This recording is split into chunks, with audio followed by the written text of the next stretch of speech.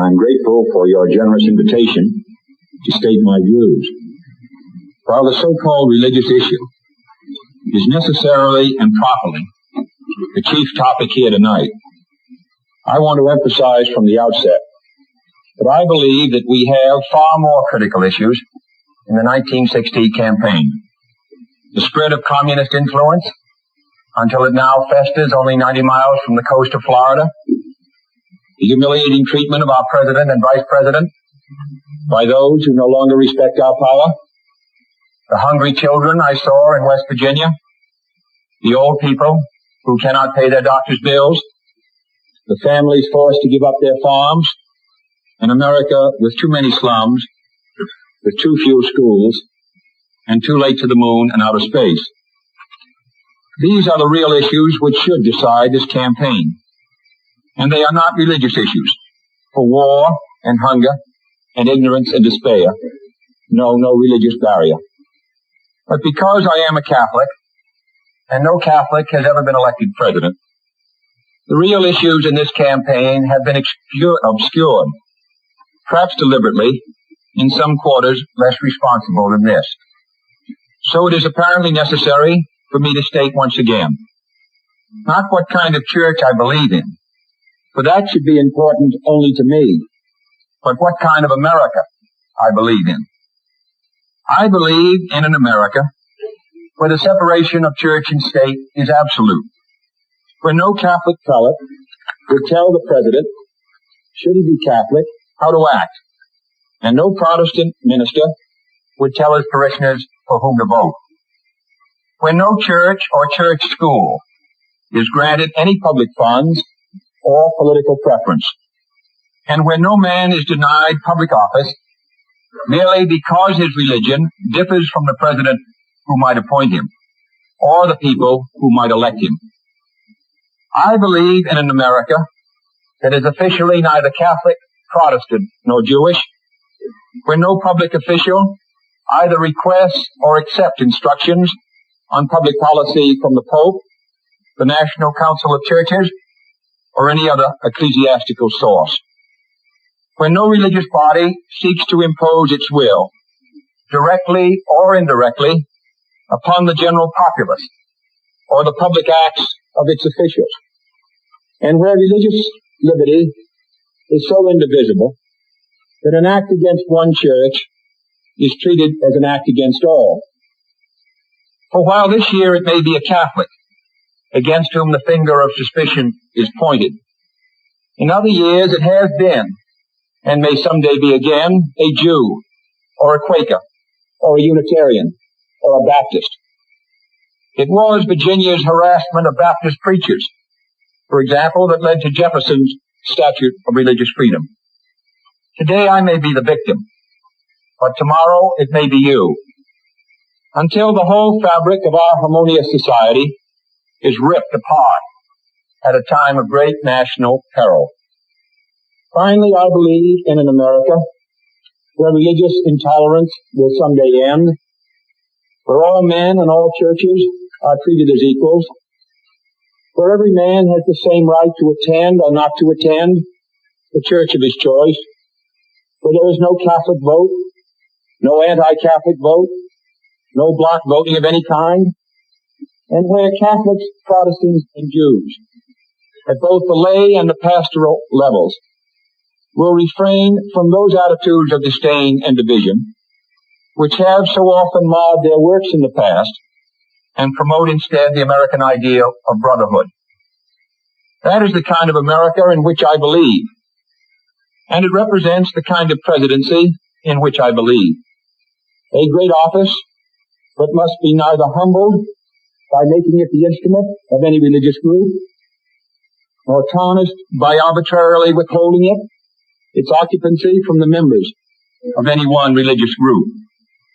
I believe in a president whose views on religion are his own private affair, neither imposed upon him by the nation, nor imposed by the nation upon him as a condition to holding that office. I would not look with favor upon a president working to subvert the First Amendment's guarantees of religious liberty, nor would our system of checks and balances permit him to do so. And neither do I look with favor upon those who would work to subvert Article 6 of the Constitution by requiring a religious test, even by indirection.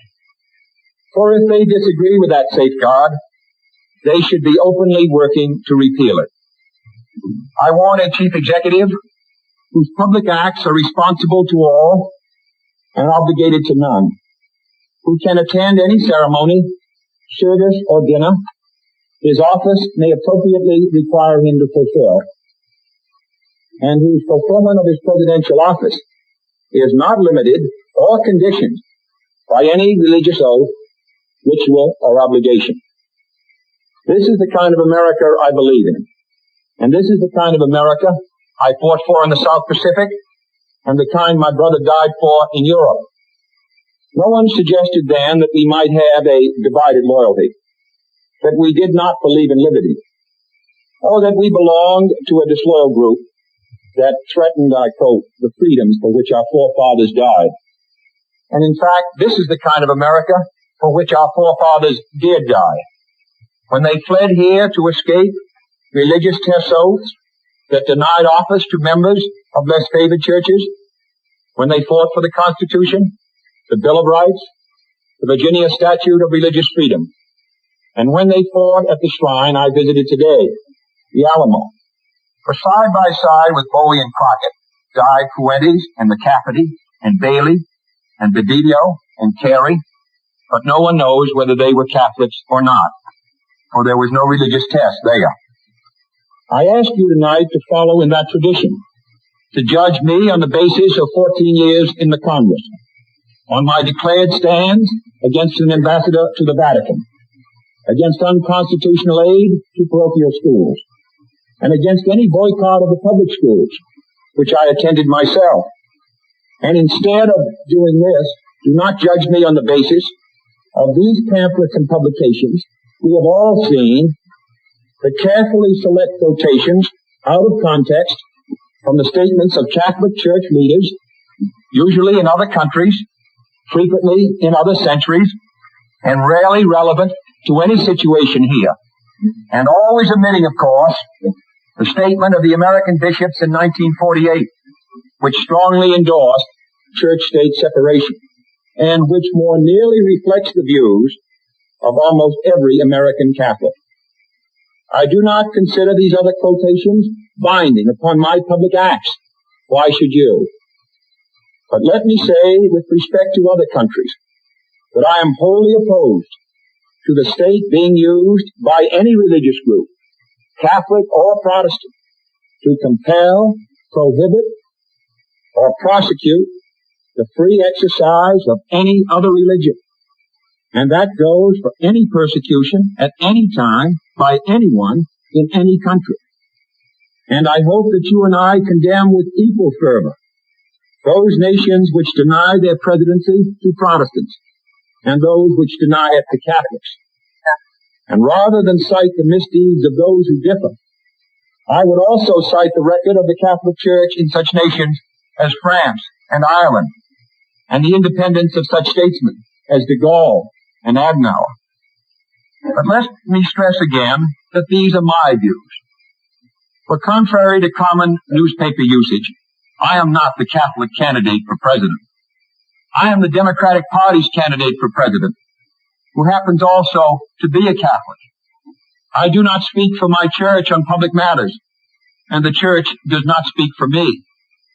Whatever issue may come before me as president, if I should be elected, on birth control, divorce, censorship, gambling, or any other subject, I will make my decision in accordance with these views, in accordance with what my conscience tells me to be in the national interest, and without regard to outside religious pressure or dictates. And no power or threat of punishment could cause me to decide otherwise. But if the time should ever come, and I do not concede any conflict to be remotely possible, when my office would require me to either violate my conscience or violate the national interest, then I would resign the office and I hope any other conscientious public servant would do likewise.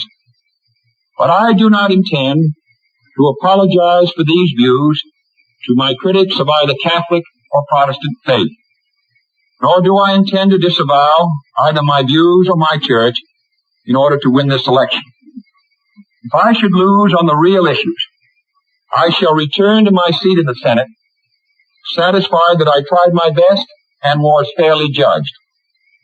But if this election is decided on the basis that 40 million Americans lost their chance of being president on the day they were baptized, then it is the whole nation that will be the loser in the eyes of Catholics and non-Catholics around the world, in the eyes of history, and in the eyes of our own people. But if, on the other hand, I should win this election, then I shall devote every effort of mind and spirit to fulfilling the oath of the presidency, practically identical, I might add, with the oath I have taken for 14 years in the Congress. For without reservation, I can, and I quote, solemnly swear that I will faithfully execute the office of President of the United States and will, to the best of my ability, preserve, protect, and defend the Constitution, so help me God.